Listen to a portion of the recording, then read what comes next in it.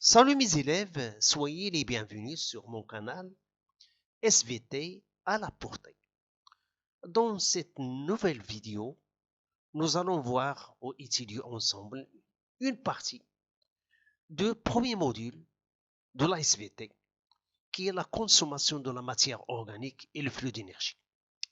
Donc, c'est un cours du début de l'année, c'est-à-dire qu'on a fait au début de l'année, mais on a vu dans ce module-là qu'il y a deux phénomènes qui sont capables de libérer de l'énergie emmagasinée dans la matière organique. Nous avons vu la respiration cellulaire et on l'a fait dans une vidéo précédente. Et aujourd'hui, on va entamer le deuxième phénomène qui est la fermentation. Donc, le phénomène de la fermentation, c'est un phénomène, lui aussi, il est capable de libérer de l'énergie emmagasinée dans la matière organique, mais cette fois-ci, le rendement de l'énergie est faible. Donc, comme d'habitude, n'oubliez pas de vous abonner à la chaîne, de faire le like et d'activer aussi la cloche. Tout ceci, évidemment, pour nous encourager à publier beaucoup de vidéos. Et pour vous, vous aurez accédé facilement à nos vidéos au moment où vous naviguez dans YouTube. Donc, on va démarrer. Le phénomène de la fermentation. Donc, c'est un phénomène qui se déroule dans un milieu où il n'y a pas d'oxygène. Donc, milieu anaérobie. Donc, voilà la cellule. Et voilà le cytoplasme. Donc, ce phénomène-là, qui est la fermentation, se déroule uniquement au niveau du cytoplasme. Et il commence évidemment par ce qu'on appelle la glycolyse. Voilà une molécule C6H12O6 qui, par différentes réactions, le 2NAD+ donne 2NADH2, 2 ADP plus PI donne 2 ATP. Et finalement, il y a ce qu'on appelle formation de deux molécules d'acide pyruvique. Voilà ce qu'on cherche. Nous cherchons ces deux molécules-là qui sont l'acide pyruvique, CH3, CO, COH. Donc, puisque le milieu il est privé d'oxygène, c'est-à-dire manque d'oxygène, donc c'est ce qu'on appelle évidemment la colyse. Donc, il n'y a plus de mitochondrie qui va être utilisée. Donc, cet acide pyruvique, en absence d'oxygène, il ne peut plus pénétrer à l'intérieur de la mitochondrie. Donc, il va rester dans le cytoplasme. Donc, que va-t-il lui arriver dans ce cytoplasme-là? Bilan pédagogique. En absence d'oxygène, l'acide pyruvique ne peut plus pénétrer dans la matrice mitochondriale. Donc, qui lui arrive quelque chose, c'est-à-dire il sera fermenté. Deux types de fermentation.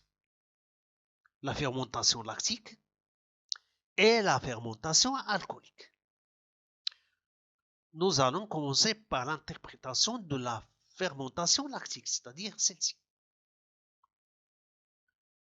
L'acide pyruvique va oxyder les molécules de NADH2 qui ont été formées pendant l'étape de la glycolyse et se transforment en acide lactique. Donc, soyez un petit peu intelligents. Nous allons tous ensemble, à partir de ce texte-là, on va le transformer en réaction chimique. Comment? Tout est là, dans ce texte-là. Donc voilà, l'acide pyruvique va oxyder les molécules de NADH2 qui ont été formées pendant l'étape de la glycolyse et se transforment en acide lactique. Si je dis oxydé, c'est-à-dire cet acide pyruvique, il est capable d'enlever des protons et des électrons de cette molécule-là. Et cette molécule-là devient oxydée, tandis que l'acide pyruvique devient réduit. Je vous rappelle que l'oxydation, c'est une perte de protons et électrons, et la réduction, c'est un gain de protons et d'électrons. Donc, puisque l'acide pyruvique va oxyder, c'est-à-dire il va se bénéficier des protons et des électrons, donc il va être réduit, tandis que cette molécule-là, elle va être oxydée. Donc, voilà la réaction. Donc, la molécule, donc la glycolyse qu'on a vu, voilà. Voilà les deux molécules d'acide pyruvique qu'on a vu qui ne peuvent plus pénétrer à l'intérieur de la mitochondrie. Elles restent dans le cytoplasme. Donc, le cytoplasme, il va se mettre à une fermentation. Comment? Voilà. L'acide pyruvique, les deux molécules, et pas une seule molécule, va enlever deux protons de cette molécule NADH2 qui se transforme à une forme oxydée de NAD+,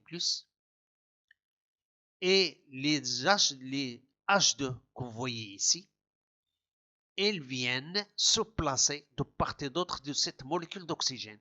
Comme vous voyez ici, voilà, H d'un côté et l'autre de l'autre côté. Donc, deux protons qui vont s'ajouter à cette molécule-là, ou bien à ces deux molécules-là, et finalement, on a obtenu ce qu'on appelle l'acide lactique. Donc, l'acide lactique, voilà sa formule. Donc, c'est simple, juste une petite réflexion, un peu d'intelligence, et vous y arrivez à transformer le texte en réaction chimique, comme vous voyez ici. La réaction globale de la fermentation, donc c'est, on retourne à, voilà la réaction globale de la fermentation lactique. D'abord, pour faire des réactions, il faut écrire les entrants.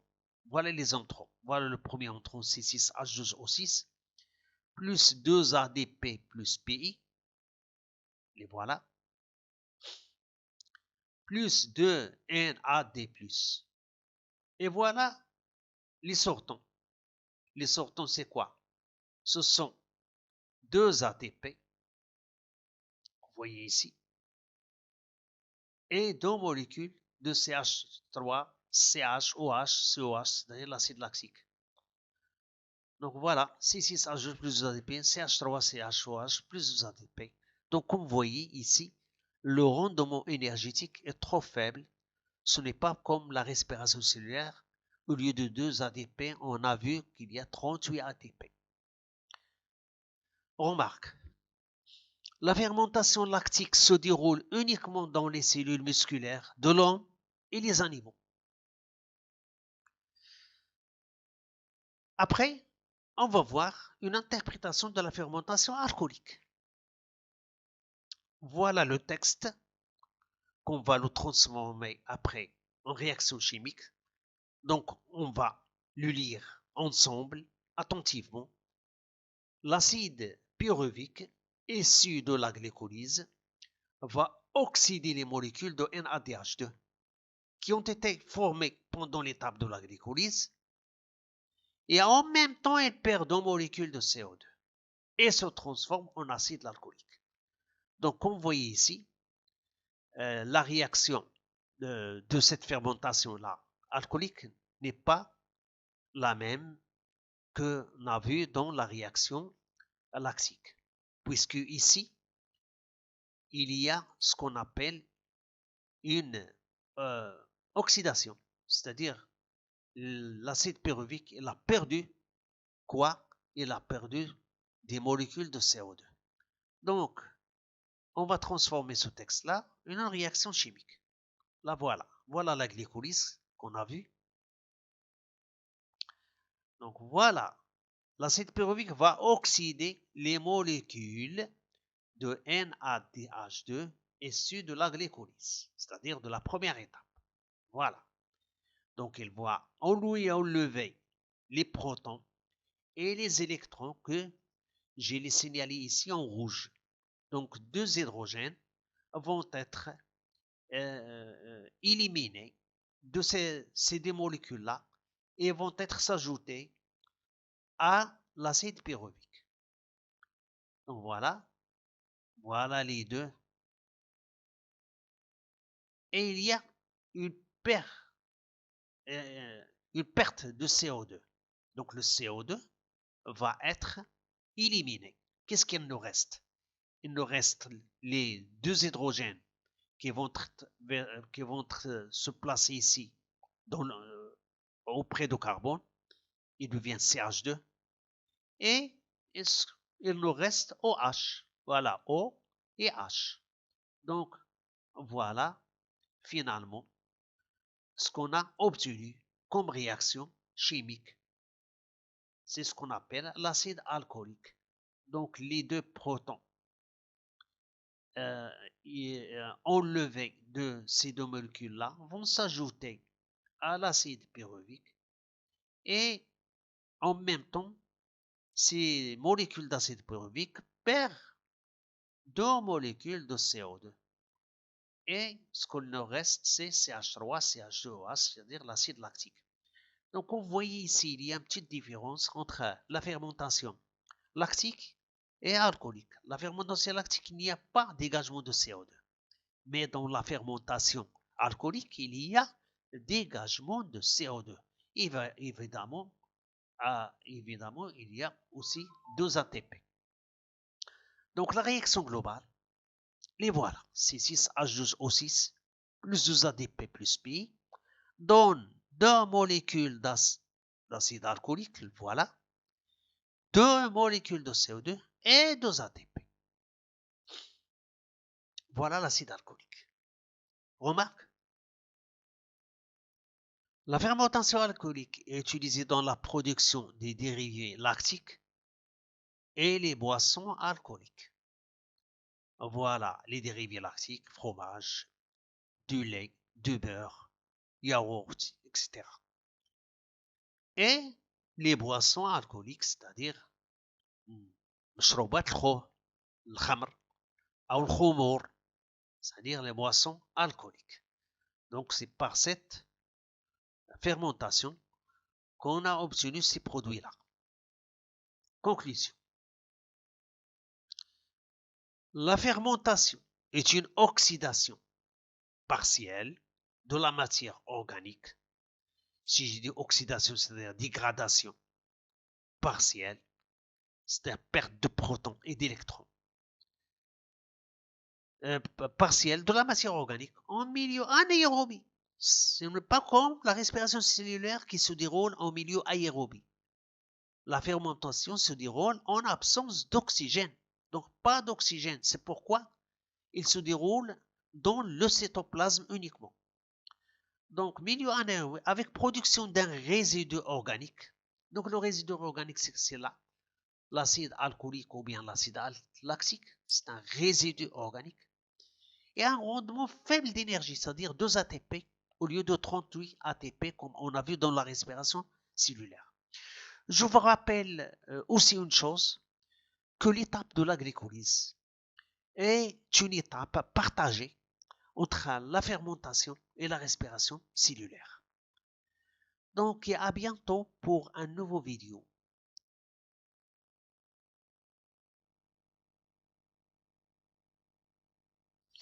Salut mes élèves, soyez les bienvenus sur mon canal SVT à la portée.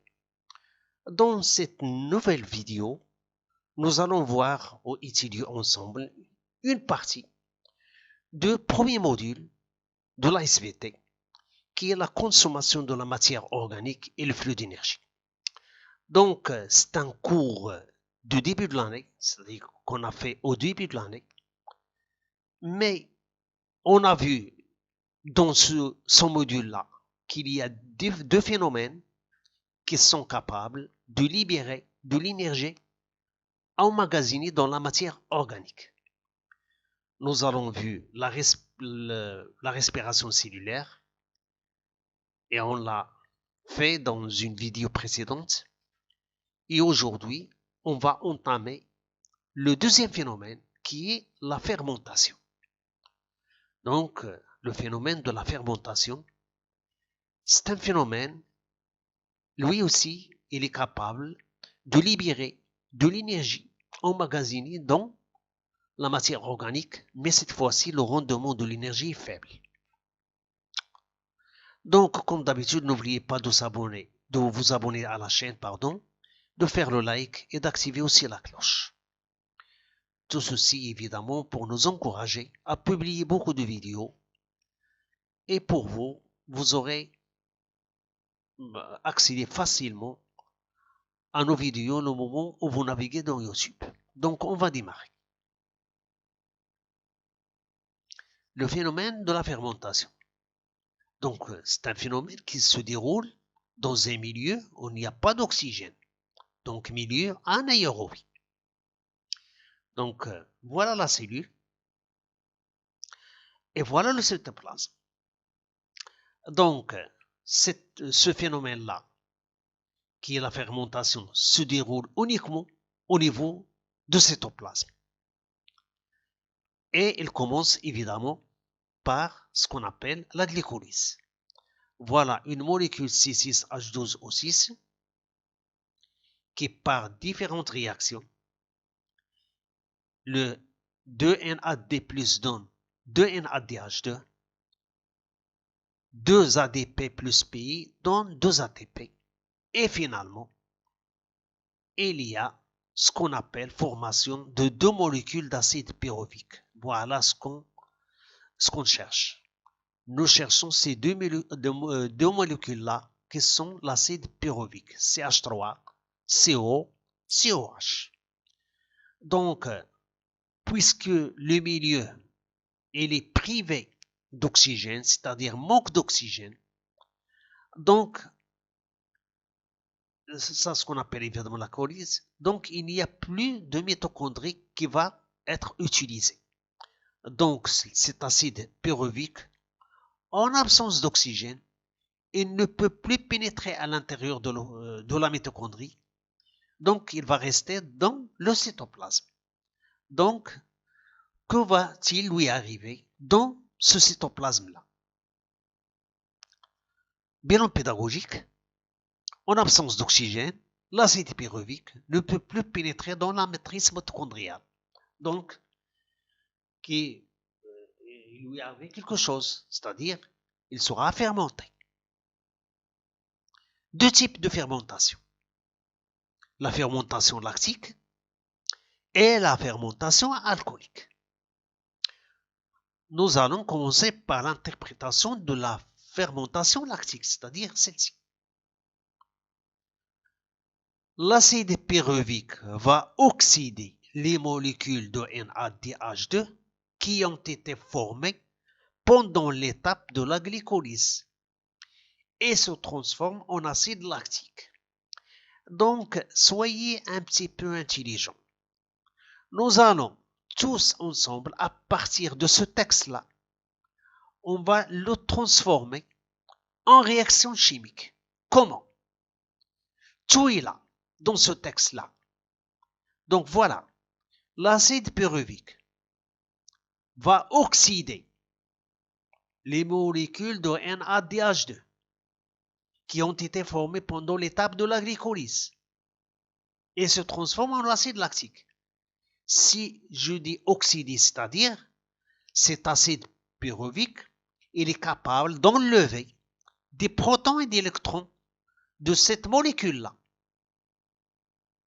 Et cette molécule-là devient oxydée, tandis que l'acide pyruvique devient réduit.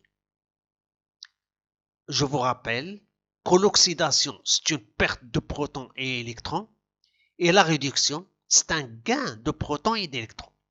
Donc, puisque l'acide pyruvique va oxyder, c'est-à-dire il va se bénéficier des protons et des électrons, donc il va être réduit, tandis que cette molécule-là, elle va être oxydée. Donc, voilà la réaction. Donc, la molécule, donc la glycolyse qu'on a vu, voilà.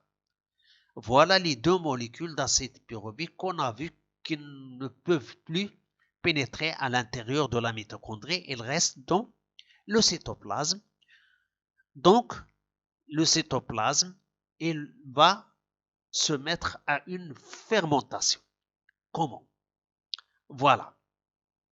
L'acide pyruvique, les deux molécules, et pas une seule molécule, va enlever deux protons de cette molécule NADH2 qui se transforme à une forme oxydée de NAD+,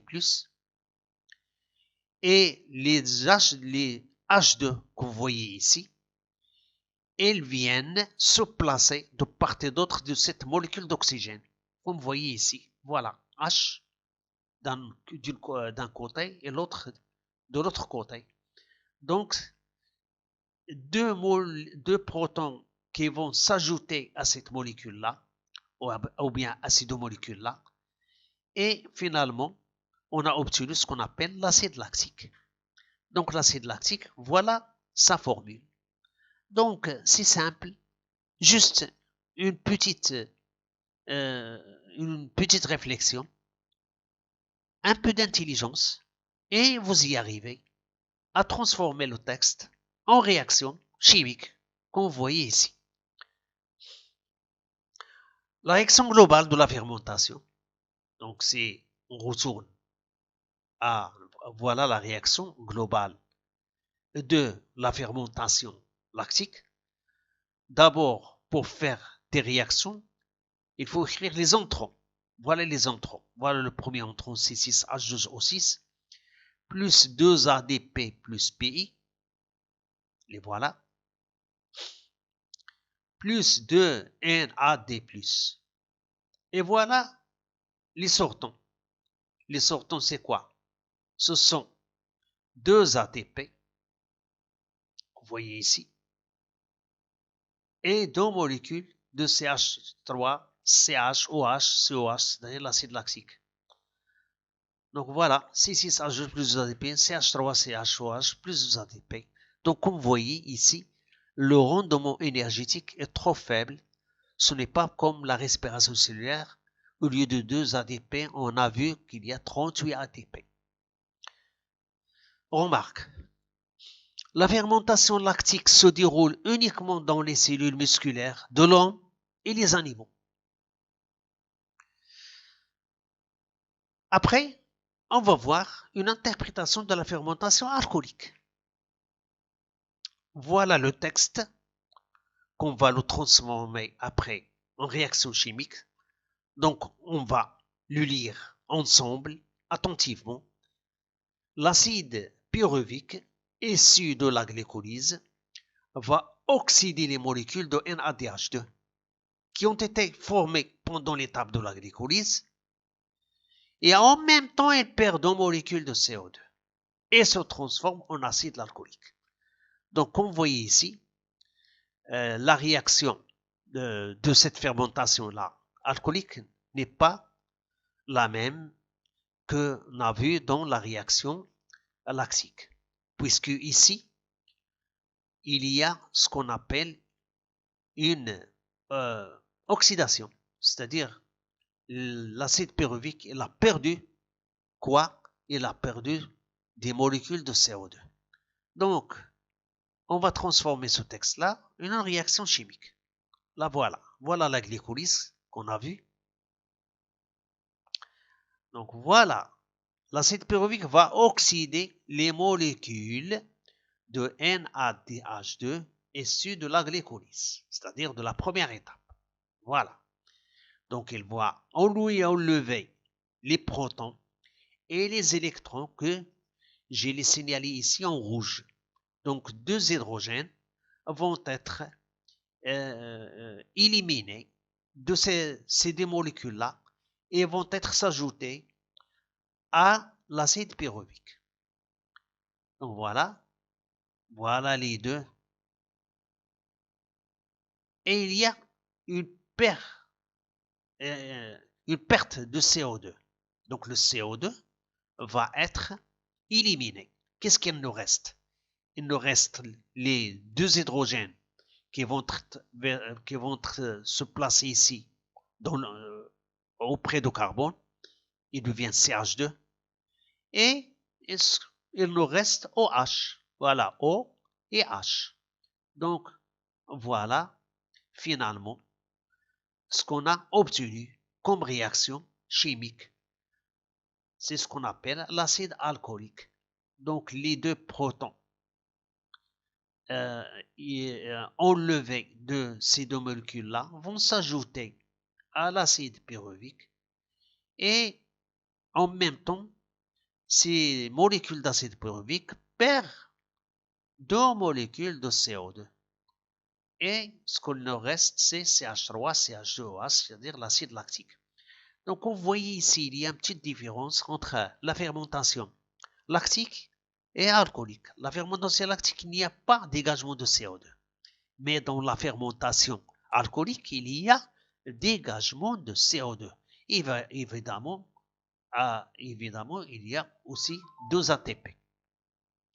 Donc, la réaction globale, les voilà, c'est 6H12O6 plus 2 ADP plus pi, donne 2 molécules d'acide alcoolique, voilà, 2 molécules de CO2 et 2 ATP. Voilà l'acide alcoolique. Remarque, la fermentation alcoolique est utilisée dans la production des dérivés lactiques et les boissons alcooliques.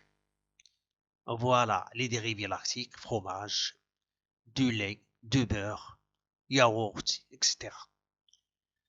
Et les boissons alcooliques, c'est-à-dire مشروبات الخمر أو الخمور, c'est-à-dire les boissons alcooliques. Donc c'est par cette fermentation qu'on a obtenu ces produits-là. Conclusion. La fermentation est une oxydation partielle de la matière organique. Si je dis oxydation, c'est-à-dire dégradation partielle, c'est-à-dire perte de protons et d'électrons. Partielle de la matière organique en milieu anaérobie. Ce n'est pas comme la respiration cellulaire qui se déroule en milieu aérobie. La fermentation se déroule en absence d'oxygène. Donc pas d'oxygène. C'est pourquoi il se déroule dans le cytoplasme uniquement. Donc milieu anaérobie avec production d'un résidu organique. Donc le résidu organique, c'est là. L'acide alcoolique ou bien l'acide lactique, c'est un résidu organique. Et un rendement faible d'énergie, c'est-à-dire 2 ATP au lieu de 38 ATP comme on a vu dans la respiration cellulaire. Je vous rappelle aussi une chose, que l'étape de la glycolyse est une étape partagée entre la fermentation et la respiration cellulaire. Donc à bientôt pour un nouveau vidéo.